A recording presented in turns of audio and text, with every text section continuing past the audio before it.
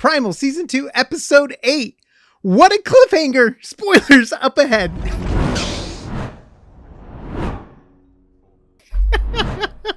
Welcome back to AsArt. My name is Nick, and I got Kyle here with me. Go check him out on Instagram, Pecos with a 0, amazing, talented artist. And we've been covering Primal here all the way from the first episode and doing character breakdowns and also culture breakdowns and all that good stuff. So subscribe to stay updated for Primal stuff.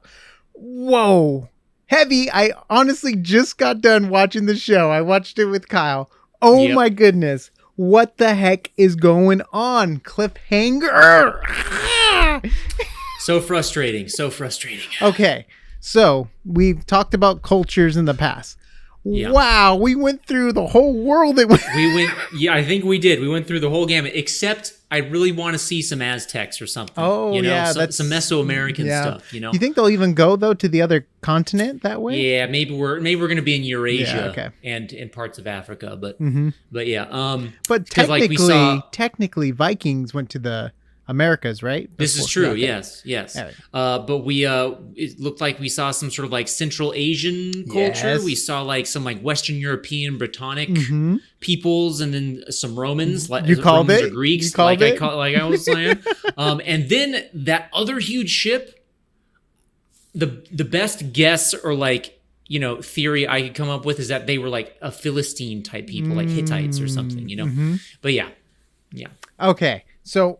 One thing I noticed while watching this episode was the animation. It was so spot on with walk cycles. Good. When he had the slow walk cycle after he punched the guy, over. Amazing. When evil Viking demon possessed man walks towards the water, amazing walk sequence. The villain, what's the villain's name again? So as far as I know, she doesn't have a name. Okay. The only name that the fans have given her is Queen Bitch. So, well, the Queen Bee has some amazing lines and kicks and great poses and strikes. And dancing. It's just incredible. Can she dance sexy. Animation was off the charts on this episode. And like it was great. Like I was always like raising my eyebrows, like, oh wow.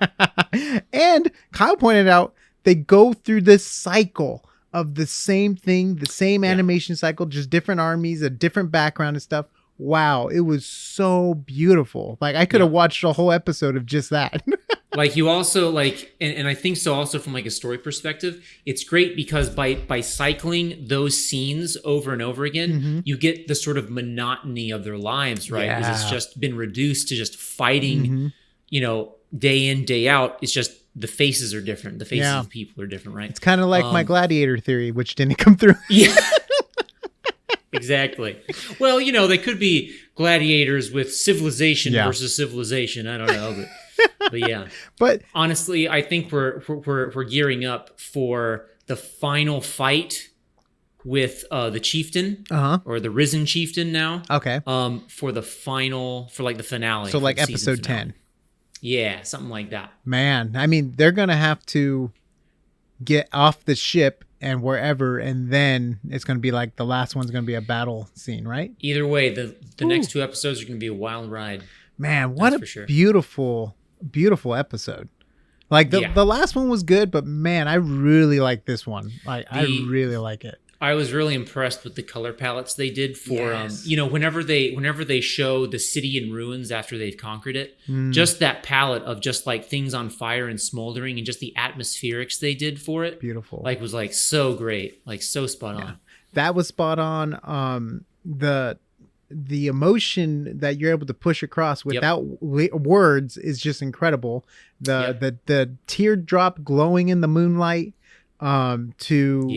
just the emotions in the eyes alone. Like obviously you have the big dude where he's like totally does not, what I mean? Like you can tell he's processing so much in his head. Like I don't want to destroy this person. That's true. They so much just with the eyes.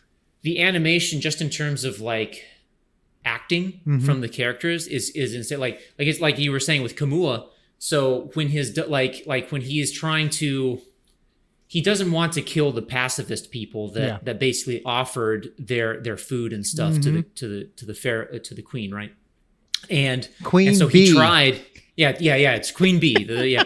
And so he tried to like, oh, maybe you meant this. And she's like, you know what I meant. Go kill him. Right. Yeah. And so like you see him have this like mental process of him starting to harden himself. He's like, I'm going to have to kill these people. Right. And so he's just like, and that's when he gets the crazy eyes. Right. Because he's like, she's got my daughter. I don't have any other choice. Right. Crazy eyes. What does that remind me of? Oh, Fantastic Mr. Fox. So there's like the rabbit eyes or whatever. Oh yeah, crazy eyes. I think that's true. I think that's Fantastic Mr. Fox. I was like, wait a minute, Nick. All right, how are you going to explain your way out of this? It was either that or Isle of Dogs. There's one of those like stop motions where they look and it's just like like a rabbit eye or something like that. But there was just so much in this whole season has been just nothing but incredible animation, and the fire on Colossus too. Is that what the monster's name is?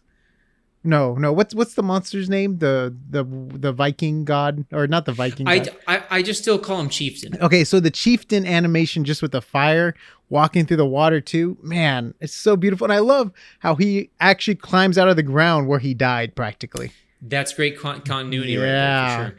I like that a lot. And gosh, there's just so much. Oh, the baby dinosaurs. They were huge.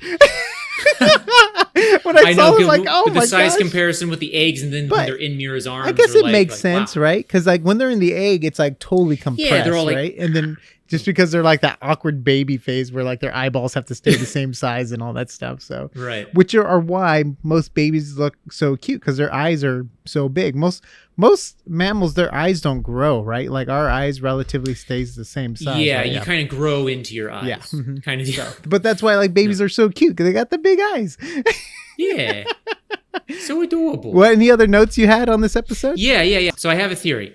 I think the woman in the cell, the African gal in the ship, is Kamua's wife. Oh, the reason being is her color palette with her clothing is similar to both Kamua himself and his daughter. They're yellows, right, and like warmer, like yellowish orange colors. That's a great theory. Yeah. So that's my guess, And I'm also curious too if we're gonna see other gods in this world too, because like now we're seeing so many different cultures.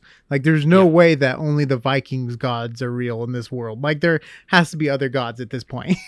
Right, exactly. Yeah. It's like no, Nick, it's just the Viking gods. It's like that's it. It's the Aesir all the way. What's this show on Netflix? Sandman. It's like they mix all the different gods, or not all the different gods, but it was just very interesting that they had the devil, and then they have like Morpheus and other stuff like that. Yeah, the concept of so long as humans believe in it, it exists. Yes. Right. Yeah. Yeah. We see that time has passed a little because the baby jaguar. Yes. Right. So or leopard or whichever great cat it is, but because the pharaoh gets it as a cub, and then when she's holding court like with the dancers and stuff, we see that like it's grown, right? It's like at least an adolescent or maybe a full adult, right? It's large enough to kill. Yes, and then Queen Bee wears an inverted peace symbol. Yeah, I noticed like as a pendant right there. And then just the whole sequence of Spear going up through the decks of the ship is super cool. I love that. It was just like a nice little touch because it fills in the space of that ship. The cattle to the army to the prison cattle army. It's like it's so cool, all the different levels.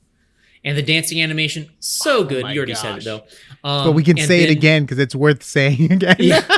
and then I gotta say, bravo Gindi and team, because I absolutely hate this current villain. Yes. Like. He hates the Queen Bee. I'm so ready for her to die a horrible death. And who do you want to kill the Queen Bee right now at this point?